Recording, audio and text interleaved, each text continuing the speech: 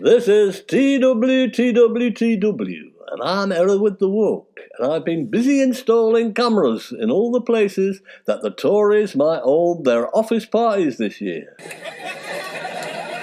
3D printed coffin-like suicide capsules that can be towed anywhere for death are being legalised in Switzerland. They don't seem to have a lot of fun in Switzerland, do they? But to jolly things up, you can now be towed around the country in a glass coffin as you slowly die of some debilitating disease while people point and laugh at you. It's probably one of the most popular Christmas presents in Switzerland this year, along with a Swiss Army knife that comes with its own Rubik's Cube.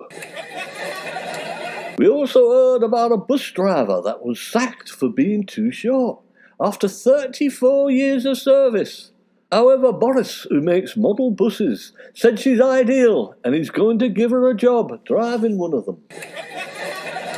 We heard Gordon Ramsay and why he never cheats at Christmas dinner and his best leftover recipes. So, does this mean he cheats every other day of the year? Baby carrots that are at least 7 years old, Yorkshire puddings from Norfolk, spring onions in summer, and pretending to cry as his daughter gallops around Strictly Come Dancing. In a similar vein, LBC's Steve Allen was cleared by Ofcom after calling Strictly's Tilly Ramsay chubby. I think it was because she was the only Strictly contestant who put on weight during the contest instead of losing it. Probably to make herself unattractive, to stop Gordon punching the lights out of her dance partner if he laid a finger on her.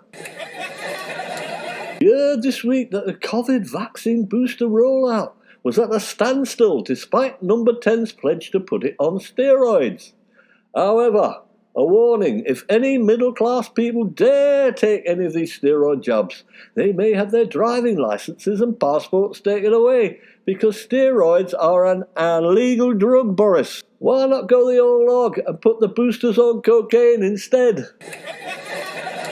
Ed Sheeran says he almost killed Elton John while filming their Christmas music video.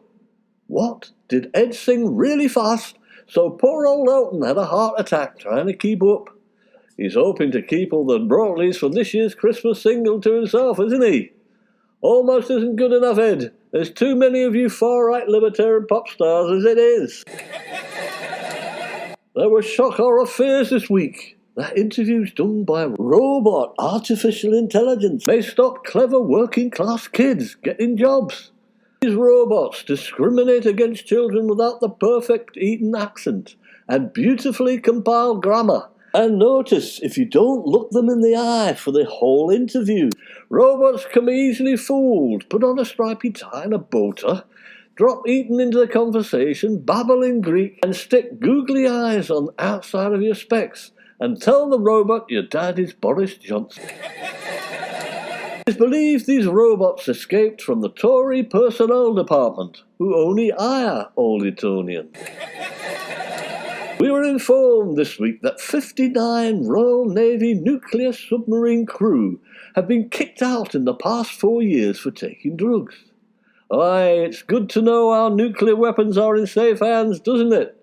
If Putin makes a tactical strike, all the crew will be going around saying, "Peace, chill man, make love not war," and sticking bloody flowers in the torpedo tubes.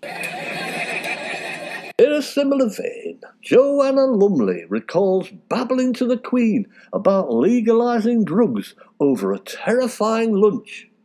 What was the Queen doing talking to Joanna Lumley about drugs, or anybody for that matter? Was she trying to score some for Harry?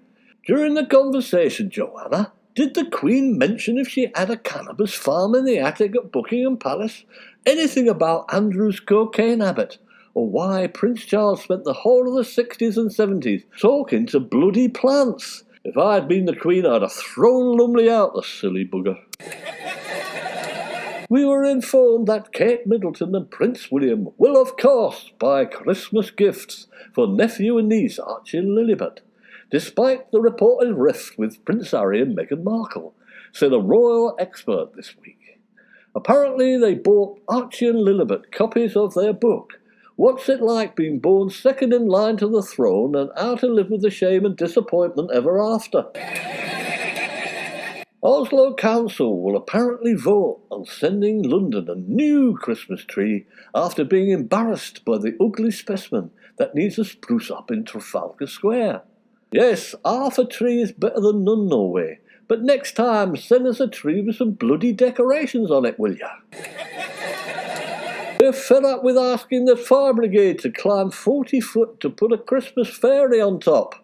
However, we've just heard the tree has come last in the Eurovision Christmas tree competition with 0 points. This week, an ash brownie company bakes an incredible edible, believed to be the world's largest ash brownie. It will be put in the back of Santa's sleigh to tide him over the Christmas period. It wasn't meant to be an ash brownie. Only one of the kitchen staff dropped their stash in the mixing bowl while baking the Christmas cake. We were also informed that Prince Andrew has cancelled Christmas so his legal team can focus on the sexual assault case. So it's all round Andrews for a Christmas massage instead. Is that the annual Queen's Christmas massage, I wonder? Welcome news for jailbirds this week. Prisoners who abstain from drugs and alcohol will be given televisions and access to gym equipment as incentive for good behaviour in government schemes, whilst middle-class drug users will be beaten with rubber truncheons.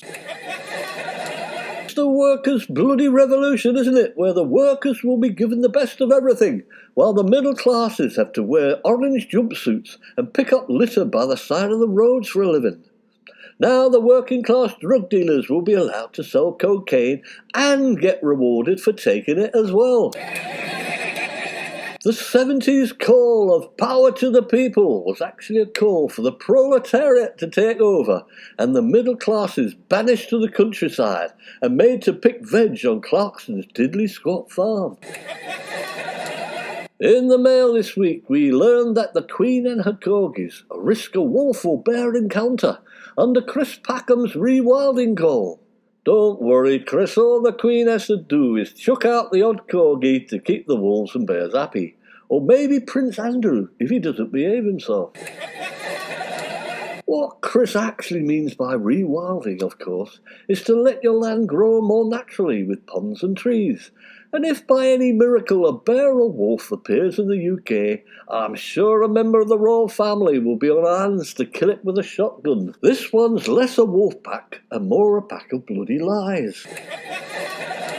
Richard Madeley's daughter opened up this week about a cheese-related hospital emergency. She apparently had 4 wheels of camembert. She also ate the bonnet, the boot and the engine. The nose have it, wrote the Daily Mail. Drug sniffer dogs could be introduced to Parliament to combat drug use in the heart of Westminster, as traces of cocaine were found near Boris Johnson's private office. Well, I suppose it is the party drug, isn't it? There's probably a trail of it that links Number 10, the Treasury and 7 other party locations. No wonder Boris is always trying to build tunnels. Unfortunately, Boris's dog Dylan has developed a permanent sniff, apparently. Also this week, a West Cornwall removals van was seized after an illegal immigrant was found. Don't worry, let the government keep it mates, and in a few months' time, they can use it to help Boris Johnson and Priti Patel move home. This week, a woman left a 1-star review after an hippo ripped her cousin apart at a petting farm. She would probably have given the petting farm 2 stars, but it was a particularly ugly hippo. Come to think of it, who apart from Pablo Escobar keeps hippos as bloody pets? This has been Hereward the Woke, celebrating the best in woke as we wind up another woke week.